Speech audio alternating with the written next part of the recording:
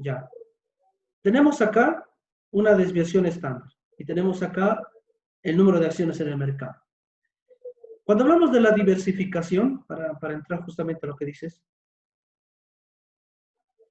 cuanto menor número de acciones, no número de acciones, es menor o más cerca a cero, ¿no?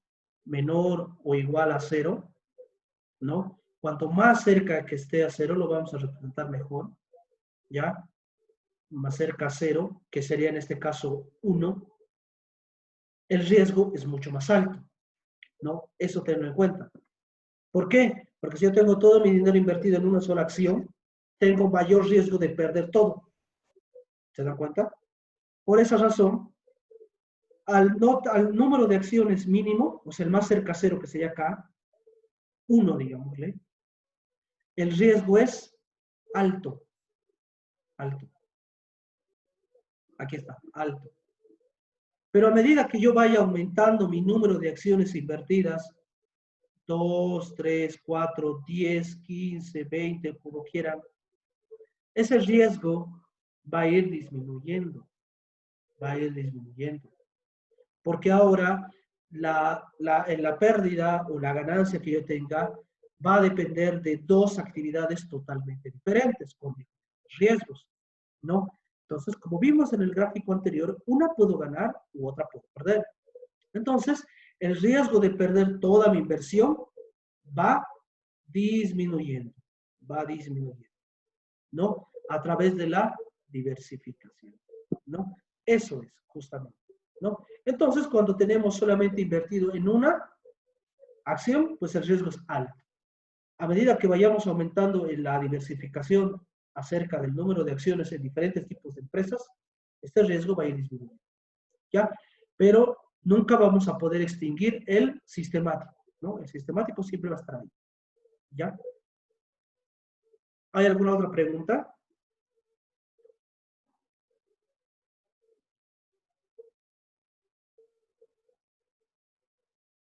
¿Hay alguna otra pregunta, chicos? Sí, dice, buenas noches. Sí, Un dime. favor. Mi pregunta de mí era respecto a la tarea y al Ya. ejercicio 2. Hay algunas cosas que no he podido hacer y no sé si me puede ayudar a explicarme en esta clase o en Dime. privado, luego le hablo. No, dime ahorita. En la última parte que pide es de la inversión de 3 empresas. ¿Qué Sí. habla de esa? Eso no estoy entendiendo cómo hacerlo, dice. A ver, vamos al ejercicio, ¿no? Vamos a los ejercicios. A ver. Vamos al ejercicio. Entonces, a ver, vamos a buscar las prácticas que hicimos. Y aquí está. A ver, les voy a compartir la pantalla. Vamos a nuestra pantalla. En un momentito lo estoy abriendo. No, esta es la tarea. Y esto.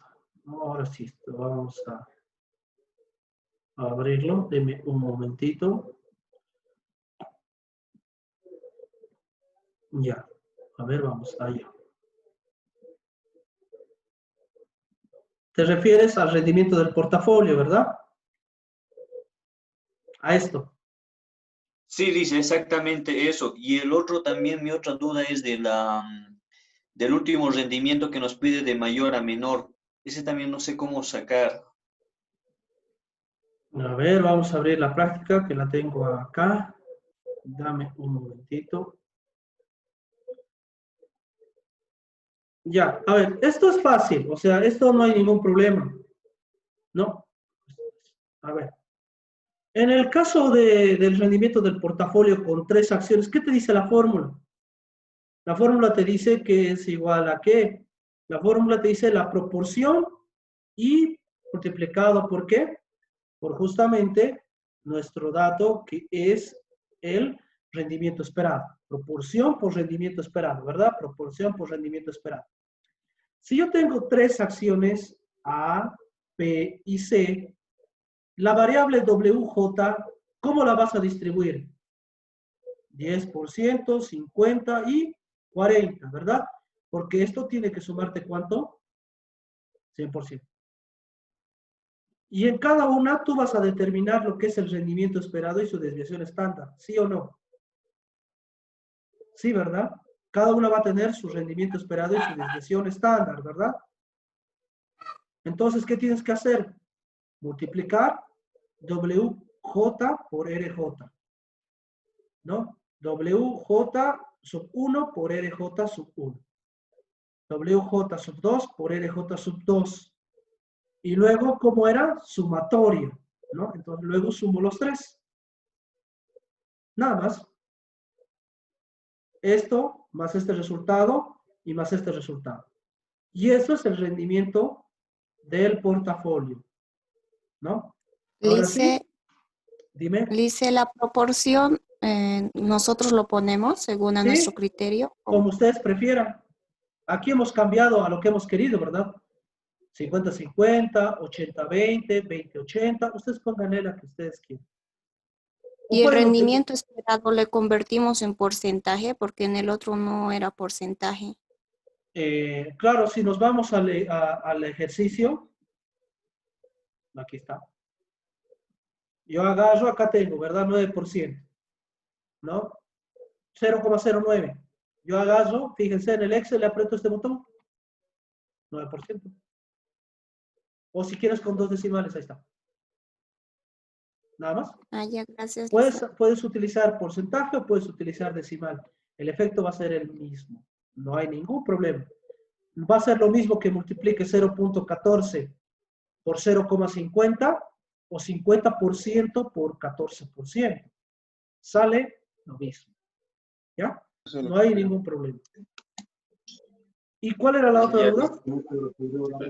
Lice, justamente le entiendo ahora lo que me dice, porque yo estaba dudando porque este 14% y el 10.70 creí que era del ejercicio 1, pero son datos, como al decir, Independiente. inventados, ¿no? Que Claro, hemos trabajado con...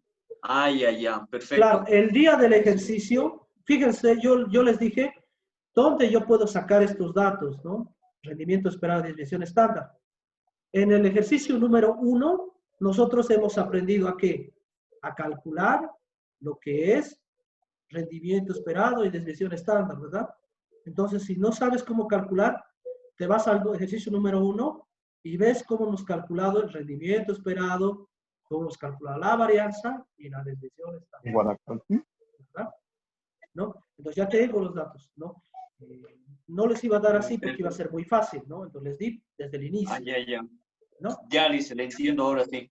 Y la otra pregunta Y era que esto del intervalo, dicen, ¿verdad? sí, pero en el ejercicio que hemos dado en la práctica, hay uno que dice calcular la probabilidad del suceso Ya, del suceso de mayor 5% y menor 2%. O sea, hay dos números que tenemos que sacar y no sé si hay que sumar, restar esos porcentajes para sacar el resultado. ya. A ver, ¿quién ha podido hacer aquello? ¿Alguien ha podido? ¿Alguien ha podido? Por puntos. ¿Quién pudo? Dice, yo lo hice, pero yo lo resté del 2% sacando y del 5% y lo resté y eso lo Ya, puse. ahora vamos a explicar. Ya lo vamos a explicar. Ya. Eso es lo bueno. Pregunten en clase. O sea, la idea es en clase. ¿Por qué? Porque así todos escuchan la explicación. Va a ser menos productivo que explique uno por uno, ¿verdad? Porque voy a estar todo el día. Entonces vamos al ejercicio. ¿Qué dice el ejercicio? A ver, vamos. Voy a abrir. Deme un momentito. No voy a abrir. A ver, voy a buscar. Deme un momentito. ¿Dónde está la tarea? Aquí está, creo. Creo que es esta. Ah, no, esta es otra materia. Deme un momentito que ahorita lo encuentro. Es esto ya lo encontré. Ya lo encontré. Tengo de mis otras materias igual varios archivos. No, no es esto tampoco. No es esto. Y no lo encuentro. A ver qué ha pasado.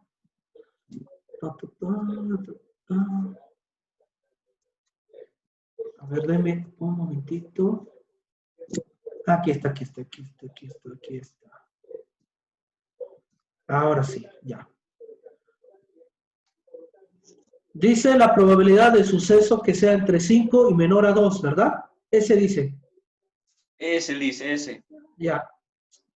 Dice que sea mayor a 5% y menor a 2%. Tú vas a tener tu rendimiento esperado, ¿verdad? Tú vas a tener tu rendimiento esperado, puede ser cualquier número, no hay problema. Listo. Entonces, ¿qué es lo que vamos a determinar acá? Tú vas a encontrar, primero vas a hallar Z con 5% y luego vas a hallar Z con 2%. Para darles un ejemplo, no sé si sale así. Digamos, sigamos agarrando el ejemplo que tenemos arriba, 9%.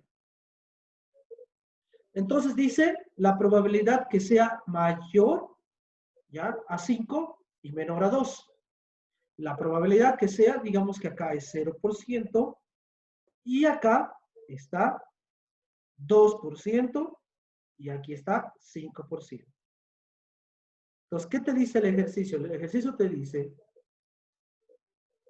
¿cuánta es la probabilidad de que sea menor a 2? Entonces, que sea menor a 2, ¿qué significa? Estos datos. ¿Y qué significa que sea mayor a 5? Estos datos de acá. ¿Se dan cuenta? Entonces se dan cuenta, muy importante eso, ¿no? ¿Cuánto es con 2 y cuánto es con 5? ¿No? Entonces voy a necesitar encontrar, lo voy a hacer con otro color. Voy a hacer con otro color. Vamos a cambiar. ¿Cuánto es con 5? ¿Y cuánto es con 2? Vamos a borrar estas líneas. Ahí. Vamos a borrar estas. Entonces, quiero saber cuánto es esto. ¿Se dan cuenta de eso? ¿No? Entonces tú vas a calcular cuánto es, primero con 5, cuánto te sale. Te va a salir un porcentaje. Y luego vas a calcular cuánto te sale con 2. Entonces vas a tener una interpretación con 2. Por decir, que sea menor a 2 es un 20%. Y que sea mayor a 5 es un 60%. ¿Verdad? Por ende, la probabilidad que sea mayor a 5 y 2 es un 80%. Y dicho de otro modo, ¿cuál es la probabilidad que la ganancia sea entre 5 y 2%? Borremos acá. ¿Cuál es la probabilidad que sea entre 2 y 5%? La diferencia es 20, ¿verdad? ¿Cómo obtengo 20? Que sería 100% menos 80. Y eso es 20, ¿verdad? ¿Se dan cuenta? Eso es lo que deberían hacer. Es lo que hemos hecho aquí. Aquí se dan cuenta, es lo que hemos hecho en el B, ¿no? Hemos encontrado cuál era la probabilidad que sea menor a 0%. Era 14.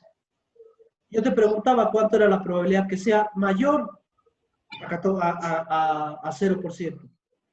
Si sé que la probabilidad que sea menor es 14, ¿cuánto es la probabilidad que sea mayor? Lo que falta, ¿verdad? Esa misma lógica tiene que aplicar en este ejercicio. Esa misma lógica. ¿Ya, chicos? ¿Ahora sí? ¿Ahora sí?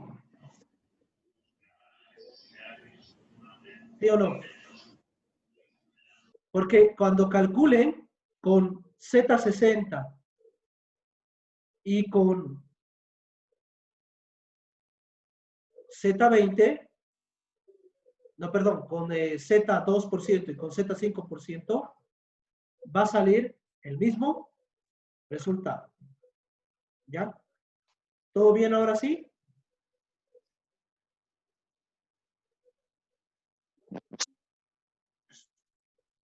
¿Todo bien, chicos? No, dice, la verdad todavía no le capté lo que me está diciendo de los porcentajes. Pero calculen, o sea, calcular. ¿Cuánto te sale con Z 5%? ¿Y cuánto te va a salir con Z 2%? Acá te va a salir una Z, un número, Z, digamos 0,80 o Z1. Y con cada uno de estos te va a salir un resultado diferente, una probabilidad diferente. Digamos, con Z te va a salir 60 y con este 20. ¿Ya? Entonces, cada uno tiene un riesgo diferente, ¿no? O si tú quieres, puedes hacer dos ejercicios, separarlos y luego combinarlos, porque los riesgos se van a sumar. Por eso te digo, ¿no? ¿Ya? La idea es esa. Calculen con esa consideración. ¿Ya? Dime, Alfredo, levantaste tu mano. Calculen separados. Dime. Listen, justamente acabo de sacar con el 5% en ese ejercicio y sale 43,64. Ahora, ¿Ya? ese 5% que yo puse, ese 43,64 es cuando es menor al 5%, ¿no es así? A ver, ¿cuánto te ha salido Z? ¿Positivo o negativo? Negativo, menos Negativo. 0,18. A la izquierda. Sí. Entonces, ¿tú quieres saber menor o mayor a 5%?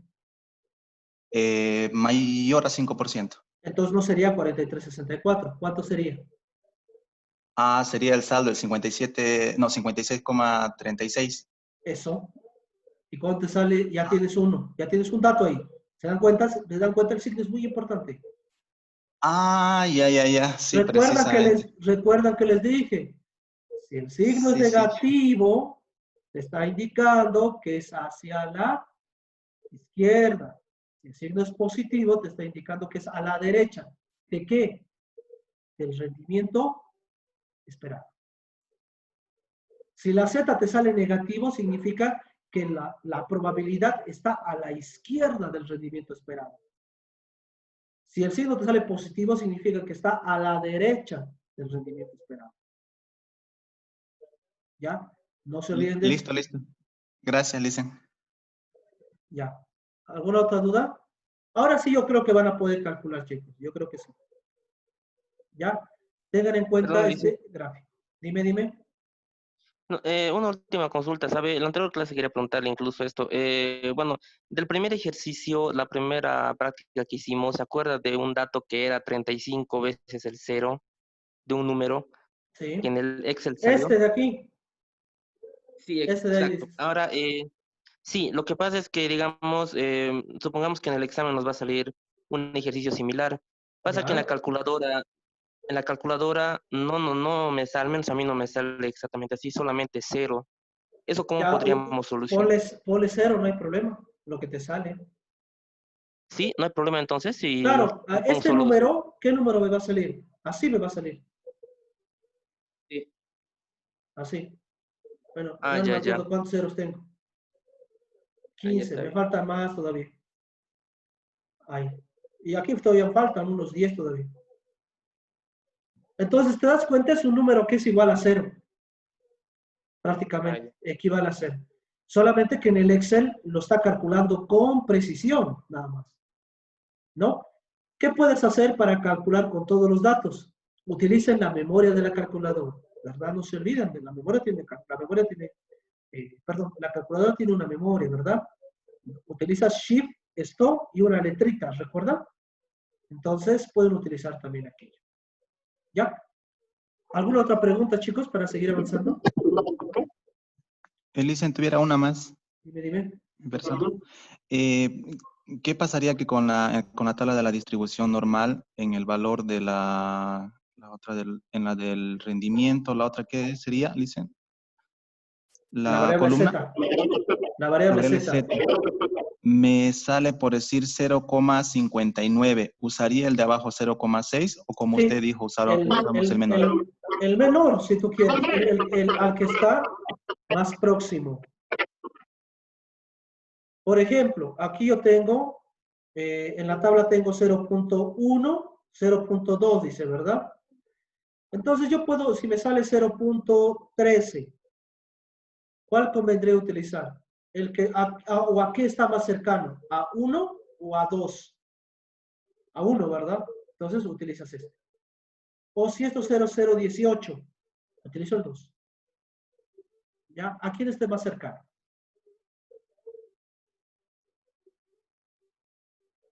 ¿Alguna otra duda, chicos?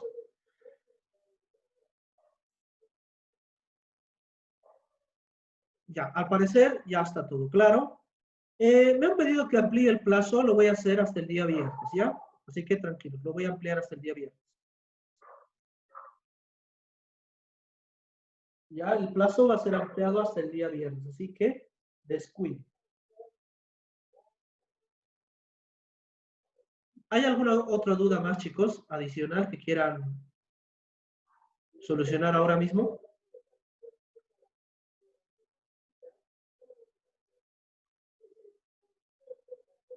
Ya, al parecer todo está bien, ¿no?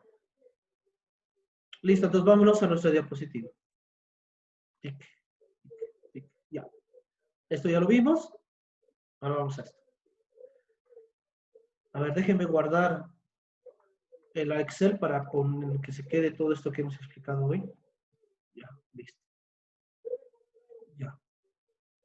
Ahora sí. Lo cerraré esto también. Y ya. Ahora sí. Bueno, tenemos últimos 15 minutos. Vamos a avanzar lo que es lo más posible y directamente mañana al ejercicio. El modelo KPM, como su nombre lo indica, nos permite estimar la rentabilidad futura o esperada de un activo, en base, obviamente, a riesgos del mercado, ¿no? Fundamentalmente nos ayuda con valores históricos, ¿no? Valores históricos. Entonces, el modelo KPM tiene esta fórmula, ¿no? El rendimiento esperado de la acción es igual a la tasa libre de riesgo más la beta por el riesgo de mercado menos la tasa libre de riesgo más el riesgo país, ¿no? Entonces, vamos a interpretar qué es cada uno de estos. La variable tasa de rentabilidad esperada de un activo. ¿Ya? Esta es tasa de rentabilidad de un activo. Puede ser una acción, puede ser un bono, cualquier activo que ustedes deseen, ¿ya? Del que deseen valorar. Principalmente, esta es una acción, ¿ya? Puede ser acciones de la empresa Apple, de Coca-Cola, podemos hacer de Walmart, de la que ustedes quieran, ¿ya? Entonces, vamos a nosotros a determinar la tasa de rentabilidad de estas empresas, de la que ustedes quieran. Ese es nuestro ejercicio que vamos a hacer mañana. Luego, tenemos la variable tasa libre de riesgo.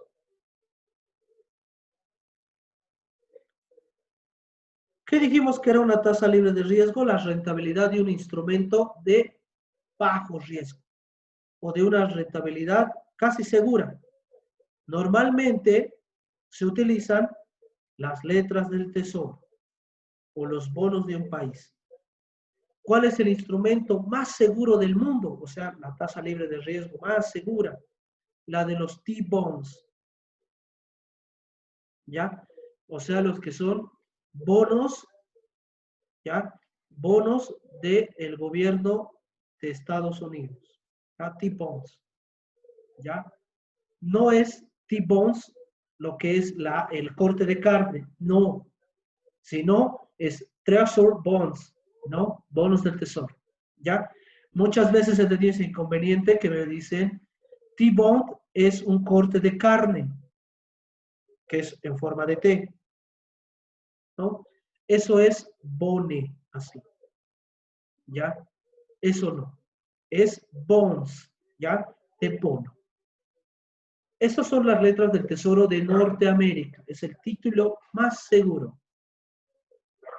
Luego hablamos del coeficiente beta, que ahora lo vamos a explicar qué es el coeficiente beta. Y también vamos a aprender a calcular. Coeficiente beta. ¿Qué mide el coeficiente beta? En sencillo, el riesgo de una acción. El riesgo de una acción. ¿Ya? Fundamentalmente. Luego, ¿qué significa RM? RM es el riesgo del mercado. RM es el riesgo del mercado.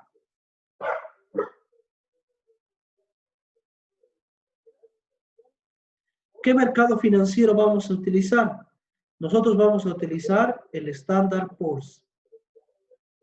El mercado Standard Poor's. El S&P 500 en otras palabras.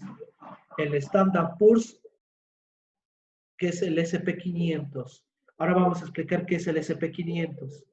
¿Ya? Ese es el mercado que vamos a utilizar. ¿Ya? Standard Poor's. Y por último, bueno, esta variable ya sabemos que es tasa libre de riesgo. Y esta variable que es opcional, que se la conoce como riesgo país. Cada país tiene un riesgo diferente. ¿Qué es el riesgo país? Básicamente, es el riesgo de invertir en un país. Entonces, cada país tiene diferentes riesgos. ¿No? No es lo mismo invertir mis ganancias o mi dinero en Chile que invertir en Venezuela, por ejemplo. ¿No?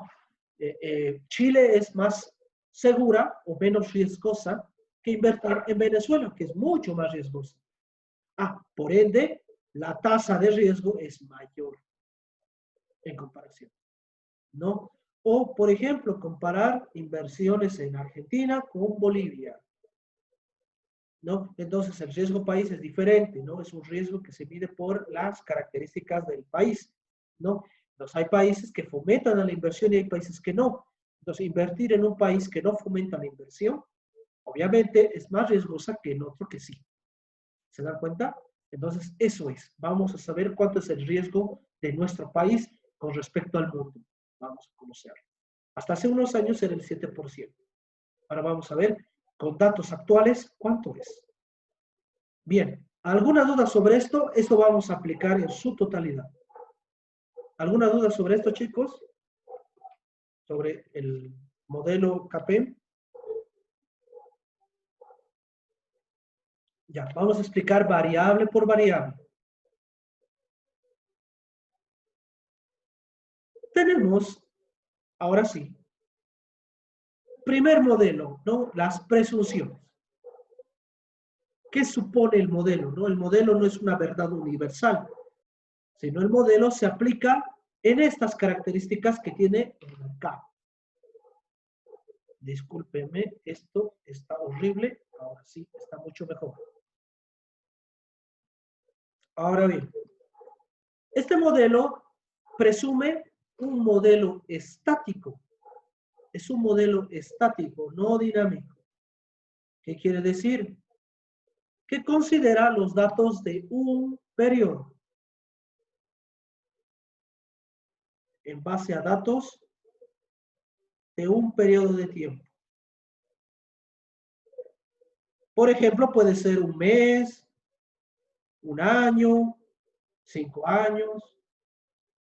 Entonces yo voy a tomar datos en base a datos históricos que ya han sucedido, ¿no? O sea, sobre datos reales. No es un modelo que se va a ir moviendo constantemente a medida que vaya cambiando la numeración, no. En base a los datos históricos se va a obtener un porcentaje, una tasa. 2. La segunda cualidad es que los inversores son aversos al riesgo, no propensos. ¿Qué quiere decir esto? Cuando hablamos de un propenso, estamos hablando del que acepta el riesgo. ¿Ya? Entonces estamos hablando de modelos de inversión para personas que buscan mayor riesgo, mayor rentabilidad. ¿Recuerdan eso, verdad? Entonces el modelo se aplica en esas características, ¿no? Que si el instrumento financiero que yo estoy evaluando tiene un alto riesgo, yo voy a exigir una mayor rentabilidad. Eso establece el modelo, ¿ya? y no es un modelo de aceptación. ¿Qué decíamos? La conducta de aceptación, que no importaba cuál era el nivel de riesgo, él cobraba lo mismo, ¿verdad? Recuerdan esa actitud, ¿no? Entonces, en este caso, no. Son para modelos en los cuales aceptamos que si es un riesgo alto, la rentabilidad va a ser alta, ¿no? Muy importante. Siguiente punto. Los inversores solamente atienden al riesgo sistemático, ¿ya? Sistemático. Entonces, es muy importante. ¿Por qué? Porque esta tasa, ¿ya? Para todos los inversores, ¿no? Se va a aplicar básicamente sobre el efecto que tiene el riesgo sistemático sobre su valor. Porque decíamos que el riesgo no sistemático lo podíamos controlar, ¿verdad? Si yo veía que una empresa no tenía una buena administración, ¿qué hacía? No sacaba mis acciones y me iba a una de una buena administración. Pero en cambio, en este caso, en este modelo, ¿qué es lo que yo hago? Todos los inversores, cualquiera, en cualquier tipo de acciones, va a buscar establecer cuál es su riesgo con respecto al riesgo que no pueden controlar. Ah, es muy importante entonces eso, ¿no? Más énfasis en el riesgo sistemático, ¿no? Porque el modelo nos va a dar cuál es mi rentabilidad esperada considerando el riesgo sistemático que tienen estas acciones. Y para hacerles un poco más de énfasis, ¿cuál va a ser ese riesgo sistemático? El riesgo del SP500, del mercado que vamos a utilizar, ¿no? Hay otros mercados. Hay, por ejemplo, el mercado del IBEX, que es el europeo, ¿no?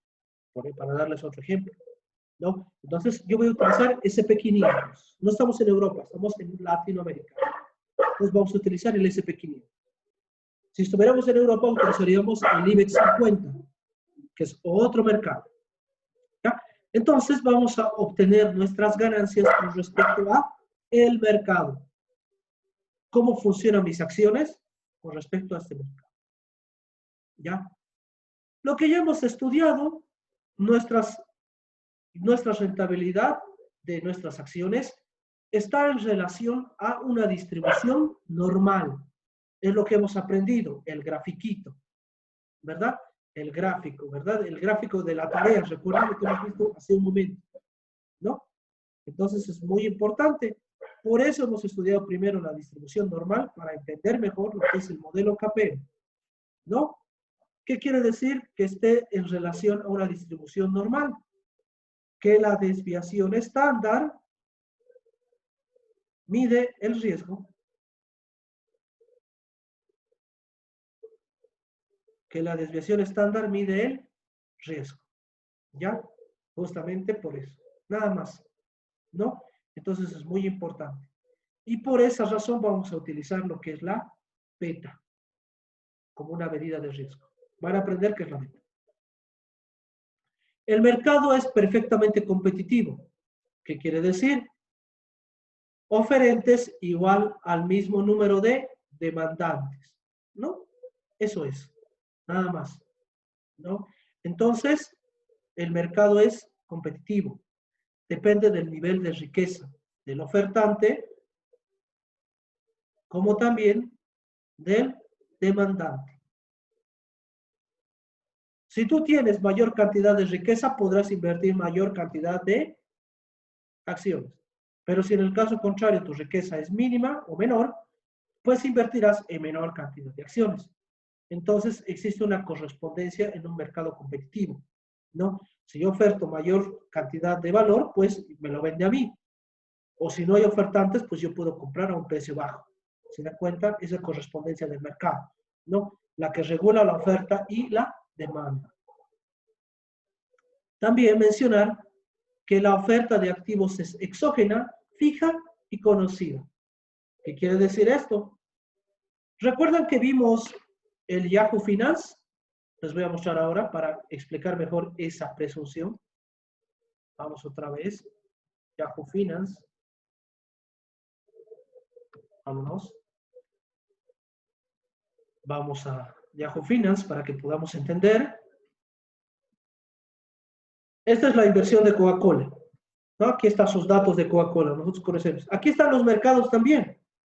Nasdaq, perdón, SP500, Dow 300, Nasdaq, Russell, mercado del petróleo, mercado del oro, mercado de divisas, euro, mercado de la plata, mercado de bonos a 10 años plazo. ¿No? Aquí está. ¿Se dan cuenta? Esos son los mercados, ¿no? Y toda la información, ¿qué quiere decir exógena? Es pública, ¿no? O sea, la información se saca hacia afuera. No es como en Bolivia que las empresas se guardan sus datos. La información, la oferta es fija. Aquí están viendo cuánto es la cantidad de acciones que tiene Coca-Cola Company en el mercado, ¿no? Entonces, en base a esto, aquí está todas las variables de Coca-Cola. Yo puedo conocerlas, todas aquellas, ¿no? Entonces, una oferta fija. Y también esta es una variable conocida. ¿Por qué? Porque todo el mundo tiene acceso a esta información. Todos pueden verla. Esa es otra presunción del modelo KPM. Si yo quiero, puedo ver a mucho más grande. Aquí está. Puedo hacer muchas cosas acá, ¿no? Aquí está. Ay, no me sale. Ahora sí va a salir. No quiere cargar los datos. Mañana lo vamos a ver. Quiero arreglar esto que no me está dejando cargar.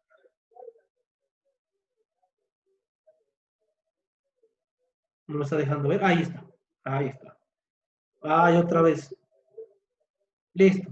Fíjense, ahí está el movimiento de las acciones, ¿no? Yo puedo elegir diferentes empresas, diferentes mercados.